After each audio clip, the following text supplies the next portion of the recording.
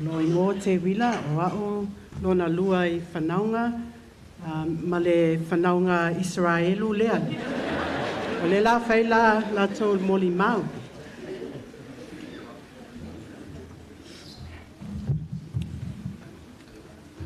Fatala fatu lo sunga le tatai o le sauninga tama e lama ma le whaletua. Whapea a inga wo mai masani. My name is Jordan Fatnafu Itewati, or many of you know me as Jojo. I'm one of Mama's many, many grandchildren. Mama was the most caring, loving, and selfless person I know, always putting the needs of others before herself, and it was evident in her work within the community, within her family, and especially her church here in Tamakikaisi.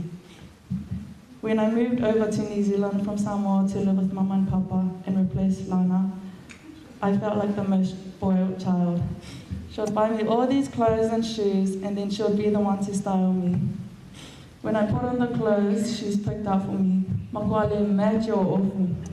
I'll wear the most outrageous outfit every day. And I remember Lana, Feo, Neta, and our late cousin Tinā were embarrassed to walk with me and Sana when we went somewhere because of what we wore. The difference is Mama dressed me, Sana dressed himself. I still wore what Mama put on me proudly though, because not so many Samoa get love with style. I thought I looked good. Mama was such a beautiful person inside and out. I would definitely miss seeing her dance and sing to any songs that come on. I will miss telling her that any person of color that comes on the TV is not Samoan. I will miss turning on the radio Samoa or Samoa News on YouTube for her every morning. Most of all, I will miss her beautiful smile. Mama, thank you for your many teachings.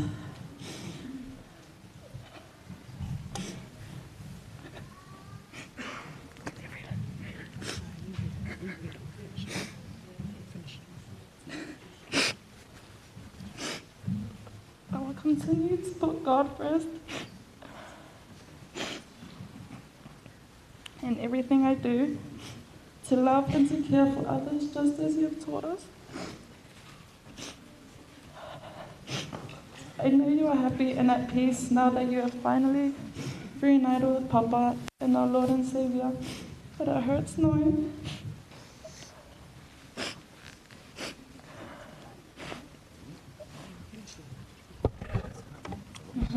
that I'll never get to hug or kiss you anymore.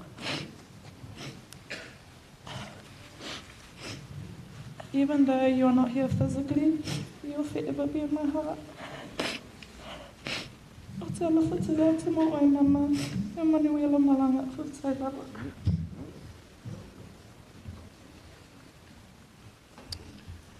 Ia, whaftai lava, mula whanua lau sunga tai sau ninga, lau sunga Teuila.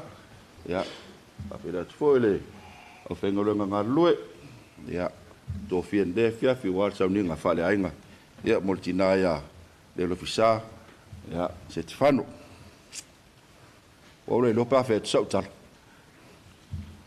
Ore sa ngala tala o mun ftau no Tinā malo lo man malo.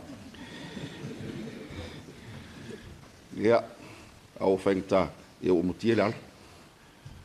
Tu la ya tu malminga o tele. Ele swafa malu tatu di faolo Yesu Kristo. Ia, o nawa mo I fola fala. E ona mai fa fe ia tu fo le fong le aso ia wal pa isa to fafa o sa mo wa poto tonu mal pa ia e ka le sieta maki nei ia wa ele las fia ia sa ninga fale ainga ia mo le mato Tinā e o ngo o va iao e te wati na lo ia le fale tonu lainga ia I le tausanga luafe. Fatoa alo ia na. Alo fawa upea. Ia, ele tau whamtarina, ele tau Molimau ina. Le nei Tinā. Nofo lava tangata ia malona maafutanga mal Tinā. Ele tau whamtarina. O me lava na I patino tangata. Patino lava tangata. Ia whaapupo o whamtalanga, ona o le whaafitai lava. Ona o le whaafitai. Whaafitai le tale iei no nei tangata tona lainga. Ia a o soi fuafue le tama pensione, ia o whai langi le tuni ngasia. Ia whaafitai foi mo le tu mai o lo lantama. Pai me le tala Teuila a o ma whewai. O sau i nei New Zealand alau te Samoa. O sau whai loa atu. I ona mātua. Ia, ia lana wō lewa iai. Ta o atu ringo. A whape mai tina au. Ia. Wa watu i tua, wa whaila talam Teuila. Sau Teuila toi musu mai mu toi fo i atu. Mai. O te whaalongo taka o tangate e inu tere. Ia, whape mai tina o ia Teuila. Le ai. E inu vai. Ia o whao minga le vai. La le vai. E sa o e tala le suengan. Whaatumu mai upulea. Vai. E whaatumu tamititi. 5. Vai 5. Ia. Bolo o tōna ele silafia. Ia nau silafia o tōre. O le awhia. Ele e whaangarunga tā. Tinā nei. O le mawhitango mawhana. O le asu sulua o kuso a tō lusu 5 tausanga.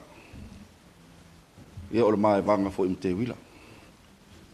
Aftai, rea ua tupu maola. Ina inga. Ia, tō fitu whanau.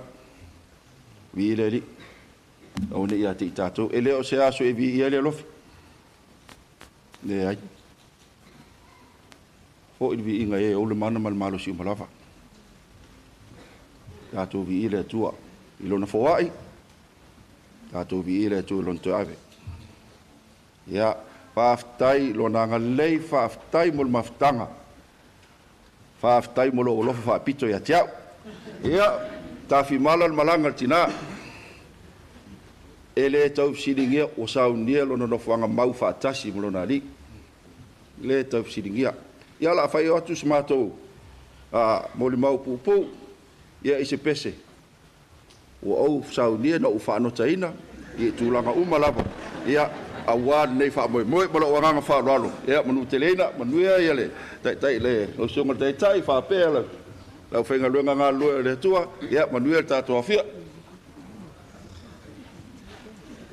le la lo langi ma mea uma o tumuai o aye oba o le asua na te oai, na te aami.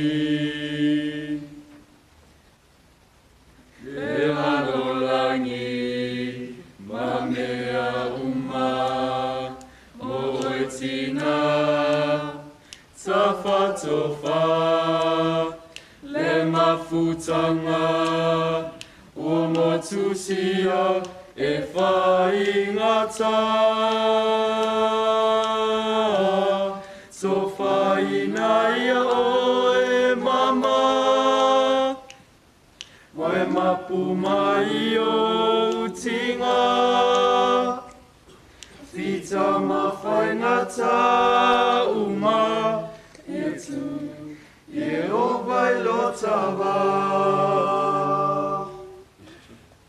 We say goodbye to you, Mama. Your journey now has just begun. You're now in heaven together with Papa. So far away, la Lealofisā. So far inaia o e Mama. Wai mapu mai o tinga, Whita ma whaingata uma, Ie tu, ie o vai lotawa. Whita ma whaingata uma, Tofa o e la Lealofisā.